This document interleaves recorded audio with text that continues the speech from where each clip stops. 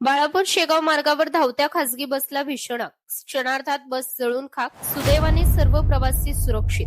बससह दुचाकीही आगीत भस्मसात. मोठा अनर्थ टळला. अकोला जिल्ह्यातील बाळापूर शेगाव मार्गावर आज बुधवार दिनांक 20 मे 2026 रोजी सकाळी 7:30 वाजण्याच्या सुमारास एका खासगी प्रवासी बसला भीषण आग लागल्याची घटना घडली. ही घटना शेलार यांच्या हॉटेलजवळ घडली असून काही क्षणातच संपूर्ण बस आगीत जळून खाक झाली. मिळालेल्या माहितीनुसार सदर खासगी बस मध्य प्रदेशातील प्रवाशांना घेऊन जात होती. प्रवासादरम्यान अचानक बसमध्ये तांत्रिक बिघाड झाला आणि त्यानंतर बसने पेट घेतला. आग वेगाने पसरल्याने परिसरात एकच खळबळ उडाली. या आगीत घटनास्थळी उभी असलेली एक दुचाकी देखील आगीत सापडून पूर्णतः जळून खाक झाली. मात्र चालकाच्या सतर्कतेमुळे बसमधील सर्व प्रवासी, चालक, वाहक तसेच दुचाकीवरील दोघेही सुरक्षित बाहेर पडल्याने मोठी जीवितहानी टळली. घटनेनंतर काही काळ बाळापूर शेगाव मार्गावरील वाहतूक विस्कळीत झाली होती.